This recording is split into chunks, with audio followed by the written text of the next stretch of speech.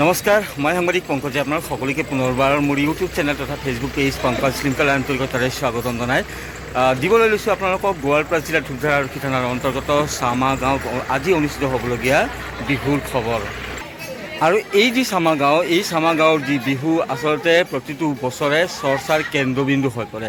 আৰু এই চৰ্চাৰ কেন্দ্ৰবিন্দু হোৱাৰ মূলতে হৈছে ইয়াৰ যি বিহু মঞ্চখন তৈয়াৰ কৰা হয়, সেই বিহু মঞ্চখন সদায় ব্যতিক্ৰমী ৰূপত আচলতে সজোৱা হয় বা বিহু মঞ্চখন বনোৱা হয়। আৰু ইয়াৰ বাবে মই আহি উপস্থিত হৈছোঁ এই চামা গাঁওখনত। তো আপোনালোকে মোৰ পিছফালে দেখি আছে এইবাৰৰ তেওঁলোকৰ বিহু মঞ্চ।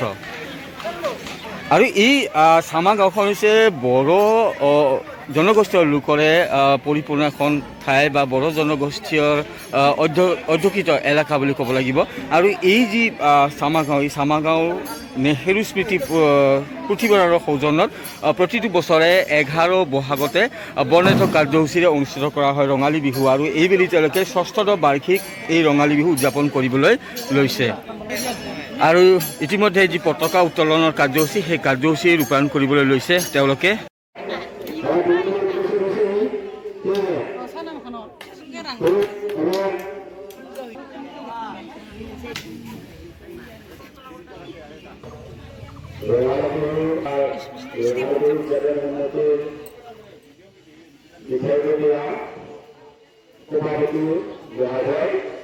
আৰু লগতে উপস্থিত থকা আমাৰ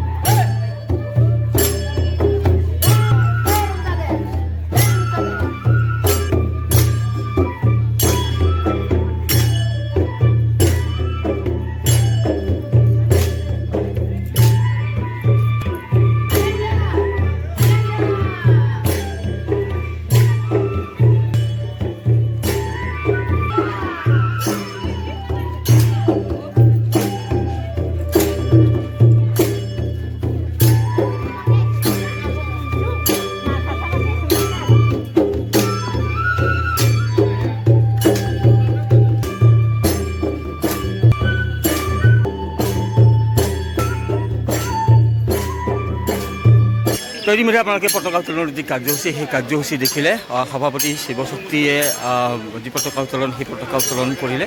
আৰু তাৰপিছত কি ধৰণৰ কাৰ্যসূচী ৰূপায়ণ কৰিব বা কেনেধৰণৰ কাৰ্যসূচীৰে তেওঁলোকে এইবেলি যি 6ম বাৰ্ষিক ৰঙালী বিহু উদযাপন কৰিব, সেই সম্পৰ্কে সভাপতিগৰাকীৰ পৰা আপোনালোকক জনাই আছোঁ। সভাপতিৰ পৰা মন্তব্য লোৱাৰ পূৰ্বে আপোনালোকক দেখুৱাই লৈছোঁ এয়া তেওঁলোকৰ এইবেলি যি বিহু মঞ্চ কি ধুনীয়াকৈ সাজি উলিয়াইছে আপোনালোকে চাওক। কেতিয়াবা যদি তেওঁলোকে বাঁহ, বেত, খেৰ আদি ব্যৱহাৰ কৰি প্ৰকাণ্ড যি বাঁহী, ঢোল, জাপি আদি ব্যৱহাৰ কৰি তেওঁলোকে বিহু মঞ্চখন তৈয়াৰ কৰিছে, কেতিয়াবা আকৌ ৰংঘৰ, কাৰেংঘৰ আৰ্কি তেওঁলোকে বিহু মঞ্চখন সাজি উলিয়াইছে। আৰু এয়াই হৈছে তেওঁলোকৰ বিশেষত্ব। সুন্দৰকৈ তেওঁলোকে এই যি বিহু মঞ্চখন তৈয়াৰ কৰে। আৰু এইবেলি তেওঁলোকৰ এয়া হৈছে আটক ধুনীয়া এক ব্যতিক্ৰমী বিহু মঞ্চ। আৰু এনেদৰে নাচি বাগি ডেকা বুঢ়া সকলোৱে এনেদৰে নাচি বাগি খুব আনন্দৰে সুন্দৰভাৱে তেওঁলোকে এই বিহু উদযাপন কৰে। আৰু চাওক আপোনালোকক দেখুৱাই দি আছোঁ যে কি ধৰণে আচলতে তেওঁলোকে গামোচা জাপি ধাৰি বা তামোল গছ ব্যৱহাৰ কৰি এনেদৰে তেওঁলোকে এইবিধি যি তেওঁলোকৰ যি বিহু মঞ্চ সেই বিহু মঞ্চখন সাজি উলিয়াইছে। আটক ধুনীয়াকৈ তেওঁলোকে এই বিহু মঞ্চখন তৈয়াৰ কৰি দেখিবলৈ পোৱা গৈছে। আৰু খুব সুন্দৰ এটা নান্দনিক দৃশ্য বুলি ক'ব লাগিব। আৰু নিশাৰ ভাগত কল্পনা কৰক, নিশাৰ ভাগত কি সুন্দৰ পৰিৱেশ ইয়াতে বিৰাজ কৰিব। আৰু আজি নিশাৰ ভাগত তেওঁলোকৰ যি সাংস্কৃতিক অনুষ্ঠান সেই সাংস্কৃতিক অনুষ্ঠান আছে। তো এই চামা গাঁৱৰ বিহুৰ বাবে যি তেওঁলোকে সাজু কৰিছে বা তেওঁলোকৰ যি প্ৰস্তুতি সেই সামগ্ৰিক পৰিৱেশ মই আপোনালোকক দেখুৱালোঁ। এতিয়া কি ধৰণৰ কাৰ্যসূচী অনুষ্ঠিত হ'ব সেয়া বিহু উদযাপন সমিতিৰ সভাপতি শিৱশক্তি বড়োৱে আপোনালোকক জনাব। এইবেলি কিমান সংখ্যক বিহু? আমাৰ চামা গাঁও ষষ্ঠ ৰঙালী বিহু আমি উদযাপন কৰিব ওলাইছোঁ। ষষ্ঠ এইবাৰ কি ধৰণৰ কাৰ্যসূচী ৰূপায়ণ কৰিব আপোনালোকে? আমাৰ বড়ো একক নৃত্য আছে, লগতে একক নৃত্য আছে আৰু ৰাভা একক নৃত্য আৰু দলীয় নৃত্য এইখিনি আমাৰ হয় হৈ গ'ল ইতিমধ্যে হৈ গ'ল। আপোনালোকে গায়ক নামাতে ন? আমি বৰ্তমান মাতা নাই। আমি তাৰ কাৰণো আছে, আমাৰ গাঁৱলীয়া যিখিনি ল'ৰা ছোৱালী উঠি অহা নৱপ্ৰজন্মৰ আমি ইয়াতে যি প্ৰতিভা আছে সেইখিনি উঠাই ফুটাবৰ কাৰণে আমি মঞ্চখনত সজাই পৰাটো ব্যতিক্ৰমভাৱে মানে তেওঁলোকৰ যাতে প্ৰতিভাসমূহ বিকাশ কৰিব পাৰে। আৰু তাৰ কাৰণে আপোনালোকে নৃত্য প্ৰতিযোগিতা অনুষ্ঠিত কৰে? আছে, লগতে খেল ধেমালিও আছিল। খেল ধেমালি প্ৰতিযোগিতা আছে। 16 সংখ্যক বিহু ৰঙালী বিহু উদযাপনৰ একক নৃত্য দলীয় নৃত্য প্ৰতিযোগিতাৰ লগতে তাৰ উপৰিও আমাৰ গাঁৱৰ ওচৰ চুবুৰীয়া যিবিলাক বিহু নৃত্য, বিহু হুঁচৰি দল, ৰাভা কৃষ্টি আৰু বড়ো কৃষ্টি এইবিলাক আমি আমন্ত্ৰণ জনাইছোঁ। মই আপোনালোকৰ মঞ্চৰ কথাটো সুধিম দেই। প্ৰতি বছৰে দেখিবলৈ পাওঁ ব্যতিক্ৰমী ৰূপত আপোনালোকে মঞ্চ সজায়, কেতিয়াবা ঢোল পেঁপা বনায় প্ৰকাণ্ড, কেতিয়াবা ৰংঘৰ বনায়, কেতিয়াবা কাৰেং ঘৰ বনায়।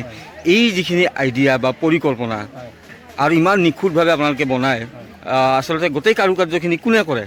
এইখিনি আমাৰ চামা গাঁৱৰ সকলো ল'ৰা ছোৱালীবোৰে আমাৰ ধুনীয়াকৈ সহযোগ কৰে। বেলেগৰ পৰা কোনো কাৰিকৰ অনা নহয় ইয়াতে। আমাৰ যিখিনি নিজৰ প্ৰতিভা আছে আমাৰ ল'ৰা ছোৱালীবোৰ সেইখিনি আমি আইডিয়া মতে আমি সকলোখিনি বনাওঁ। আৰু এইখিনিৰে আমি আজি যিখিনি দিনলৈকে বিহু পাতি আছোঁ এনেকুৱাই বৰ্তমান আমি মঞ্চখন বনাই সজাই পৰাই তুলি আছোঁ। এইবাৰো খুব সুন্দৰভাৱে ব্যতিক্ৰমী ৰূপত সুন্দৰভাৱেও আমি নিশ্চয় মঞ্চখন বনাইছোঁ বুলি আমি আশা কৰিছোঁ। আমাক ৰাইজে কি ৰাইজে কি ক'ব নহয় ময়ে কৈ দিম, ৰাইজে ক'ব সুন্দৰ হৈছে, খুব ভাল হৈছে বুলিয়ে ক'ব। ইমান সুন্দৰ, ইমান নিখুঁতভাৱে বনাইছে। সেইকাৰণে আমি বহুত আশাবাদী। আৰু যাতে আমি আমি প্ৰত্যেক বছৰে তেনেকৈ আমি প্ৰতিভাবোৰ আগুৱাই নিব পাৰোঁ, ইয়াৰ কাৰণে মই অশেষ আমাৰ গাঁওবাসীক ধন্যবাদ জনাইছোঁ। তো সভাপতি আৰু এই বিহু কমিটিৰ বিষয়ববীয়াসকলে আপোনালোকক জনালে যে তেওঁলোকে আচলতে বৰ্তমানলৈকে যি কণ্ঠশিল্পী সেই কণ্ঠশিল্পীসকলক আমন্ত্ৰণ নজনায়, কিন্তু গাঁৱৰ যিসমূহ যুৱক যুৱতী আছে, যিসকলৰ নৃত্যৰ প্ৰতি ৰাপ আছে বা খেল ধেমালিৰ প্ৰতি ৰাপ আছে, তেওঁলোকৰ যি প্ৰতিভা আচলতে সেই প্ৰতিভা যাতে বিকশিত কৰি তুলিব পাৰে বা তেওঁলোকৰ প্ৰতিভা বিকাশৰ বাবে এখন মঞ্চ যাতে প্ৰদান কৰা হয়, তাৰ বাবেই এই যি চামা গাঁও নেহেৰু স্মৃতি পুথিভঁৰাল সেই অনুষ্ঠানটোৱে আচলতে এই বিহু অনুষ্ঠিত কৰি আহিছে। আৰু এনেদৰে তেওঁলোকে এইবেলি 16 সংখ্যক ষষ্ঠ বাৰ্ষিক যি বিহু সেই বিহু উদযাপন কৰিবলৈ লৈছে। মঞ্চখন মই আপোনালোকক পুনৰবাৰ জনাই দিছোঁ। তো চাওক, এই যি মঞ্চখন তেওঁলোকে বনাই আহিছে বা প্ৰত্যেক বছৰে বেলেগ তেওঁলোকে যি মঞ্চ বনায়, বিভিন্ন প্ৰতীকী লৈ তেওঁলোকে মঞ্চখন সজাই পৰাই তোলে। তাৰ বাবে কিন্তু অন্যান্য স্থানৰ পৰা বা বেলেগ স্থানৰ পৰা তেওঁলোকে কোনো ধৰণৰ ব্যক্তিক আমন্ত্ৰণ জনাই লৈ নানে এই মঞ্চখন বনোৱাৰ বাবে। তেওঁ এই যিখন গাঁও, এই গাঁওখনৰ আচলতে এক প্ৰতিভাশালী যুৱক যুৱতীৰে পৰিপূৰ্ণ এখন গাঁও বুলি ক'ব লাগিব। কিয়নো এই যি মঞ্চসমূহ তেওঁলোকে বনায়, তেওঁলোকে আচলতে এই গাঁওখনৰ যুৱক যুৱতীসকলে লগ লাগি তেওঁলোকে পৰিকল্পনা কৰে, সামগ্ৰিক পৰিকল্পনা তেওঁলোকে কৰে, তেওঁলোকে ইয়াক বনায় আৰু সুন্দৰভাৱে সজাই পৰাই তুলি বিহুৰ দিনাখনলৈকে তেওঁলোকে ইয়াক সম্পূৰ্ণ সাজু কৰি তোলে। তো ভিডিঅ'টো ইমানতে সমাপ্ত কৰিছোঁ। ভিডিঅ'টো চাই যদি আপোনালোকে ভাল পাইছে তেন্তে যিমান পাৰে ভিডিঅ'টো শ্বেয়াৰ কৰি দিব আৰু এই গাঁওখনৰ এই যিসকল যুৱক যুৱতীয়ে আচলতে লগ লাগি তেওঁলোকে এই ধৰণৰ মঞ্চসমূহ সজাই পৰাই তুলিছে, তেওঁলোকৰ যাতে প্ৰতিভাই অন্যান্য স্থানৰ লোকসকলেও যাতে অৱগত হ'ব পাৰে তাৰ বাবে ভিডিঅ'টো যিমান পাৰে শ্বেয়াৰ কৰি দিব। ভিডিঅ'টো চোৱাৰ বাবে ধন্যবাদ।